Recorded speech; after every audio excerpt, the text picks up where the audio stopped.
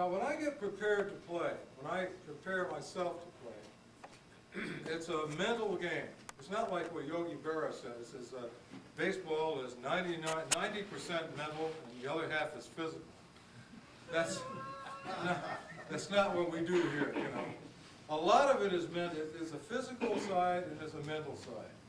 You know, I try to get up and run about 3 miles to start my day off before I do it. Now, I haven't played today. I took my son to the batting cage, and I went to the batting cage for about a half an hour, and then I came home and I had to reposition some sprinklers in my backyard. So I haven't played yet. So what I'm going to be doing for you guys is basically warming up cold, okay?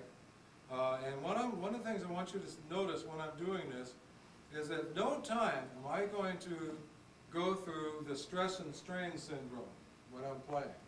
It will not happen. I will always try to play the register up to around 3 ledger lines above the staff without using any pressure or effort whatsoever. I will actually start around there.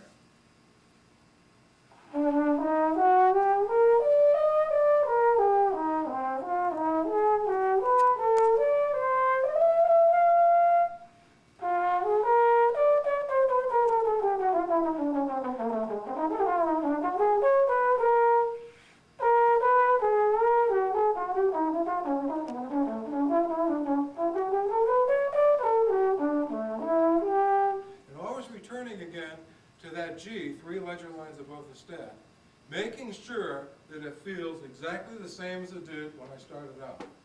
This is the battle, okay? This is the secret to the whole thing. Feel, you mean the pressure on your lips. You want to, what you need to do is what the baseball players need to do.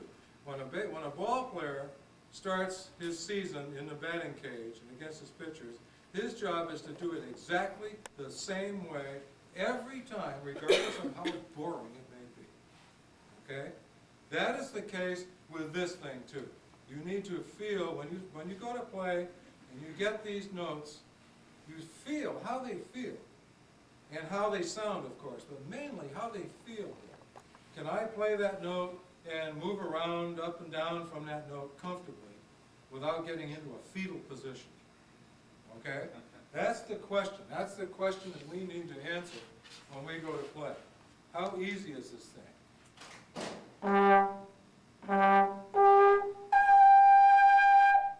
There's no more pressure for me to nail the triple G than it was to play the other. The pressure is from here, the airstream. What I'm doing inside the mouthpiece is where all of the changes are taking place.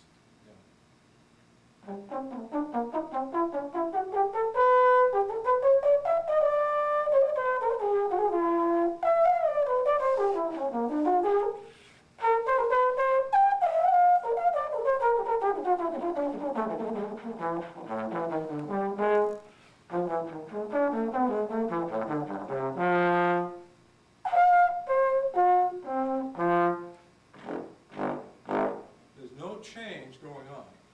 It's all done on exactly the same setting, okay?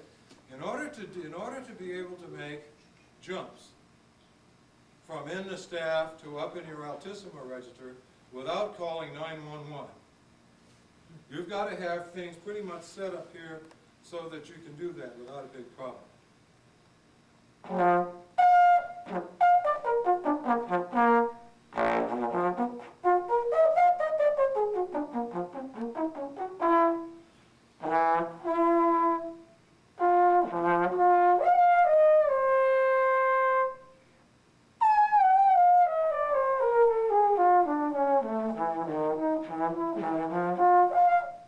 See what's happening? I'm not making any changes here.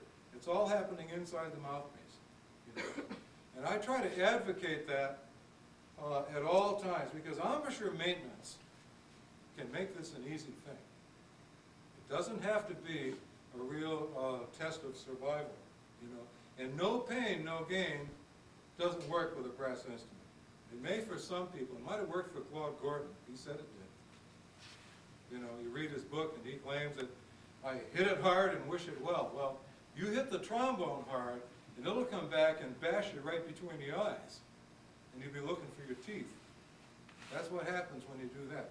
We have a larger mouthpiece that we're dealing with here. We have to control our whole scene is controlled inside this mouthpiece here, all right? And it's not a matter of seeing how loud you can play either, because any damn fool can play loud. But the control is what I'm talking about. You can control that.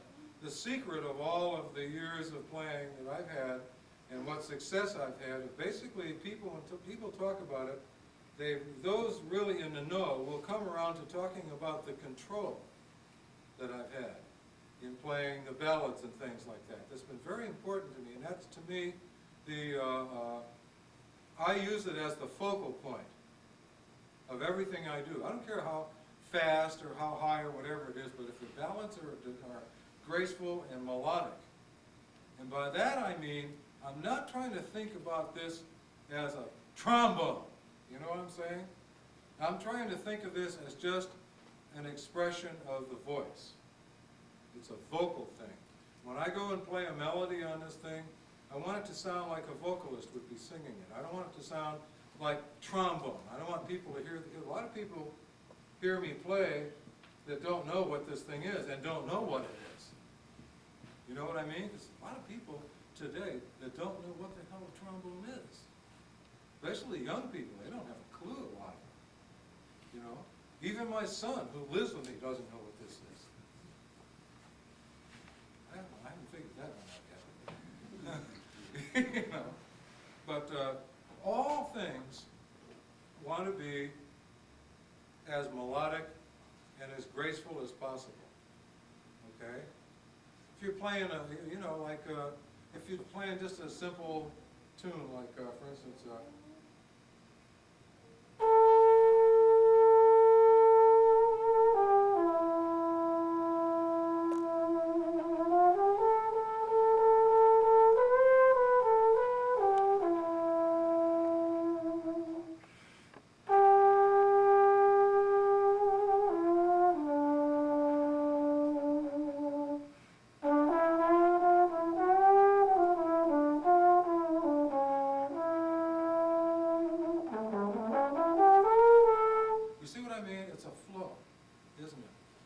not necessarily trombone. I'm not trying to impress anybody with power and Stan Kentonese.